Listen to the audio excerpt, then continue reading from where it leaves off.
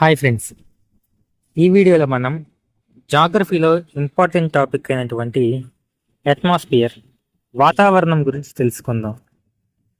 వాతావరణం గురించి అధ్యయనం చేసే శాస్త్రాన్ని మెటీరియరాలజీ అంటారు. భూమి యొక్క అట్మాస్ఫియర్లో nitrogen 78%, oxygen 21%, argon 0.93%, carbon dioxide 0.04% కలిగి ఉంది.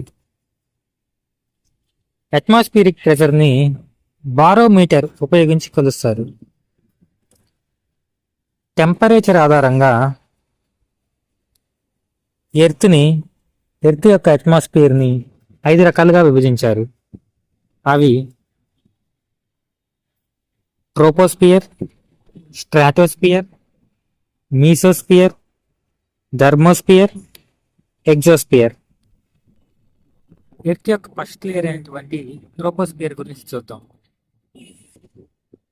ట్రోపోస్ఫియర్ ఎర్త్ నుంచి 20 కిలోమీటర్స్ వరకు వ్యాపించి ఉంది.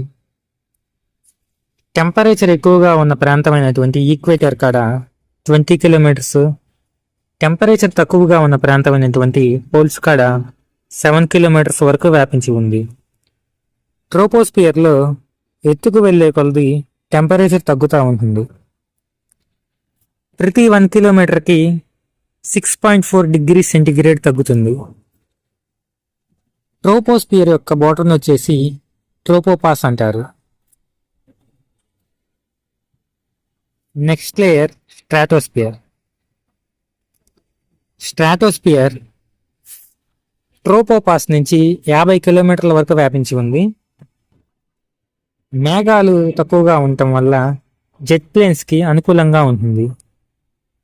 స్ట్రాటోస్ఫియర్లో మనకి ఓజోన్ ఎక్కువగా కనిపిస్తుంది. దానివల్ల దీన్ని ఓజోన్ లేయర్ అని కూడా అంటారు. స్ట్రాటోస్ఫియర్లో ఎత్తుకు వెళ్ళే కొలది టెంపరేచర్ పెరుగుతూ ఉంటుంది.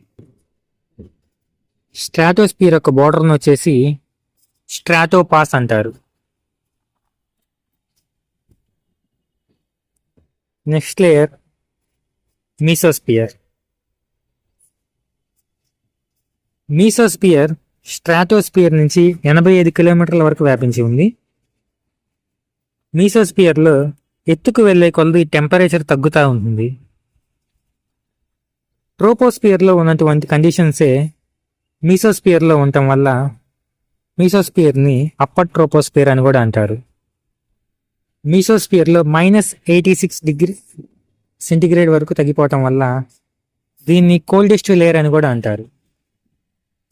Next layer thermosphere. ఇక్కడ స్పెల్లింగ్ తప్పబడింది, ఇది థర్మోస్ఫియర్. థర్మోస్ఫియర్లో ఎత్తుకు వెళ్ళే కొలది టెంపరేచర్ పెరుగుతూ ఉంటుంది. శాటిలైట్స్ నుంచి రేడియో వేవ్స్ ఎర్త్ మీదకి రిఫ్లెక్ట్ అవుతుంది. ఇది కమ్యూనికేషన్కి ఉపయోగపడుతుంది. దానివల్ల థర్మోస్ఫియర్ని కమ్యూనికేషన్ లేయర్ అని కూడా అంటారు.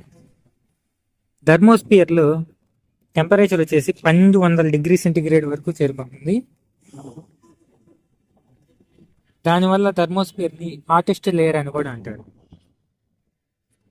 థర్మోస్ఫియర్ పైన వ్యాపించి ఉన్న ప్రాంతాన్ని ఎగ్జోస్ఫియర్ అంటారు.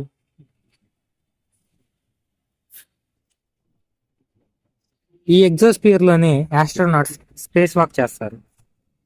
ఈ వీడియో మీకు నచ్చితే మన ఛానల్ని సబ్స్క్రైబ్ చేసుకోండి. Thank you.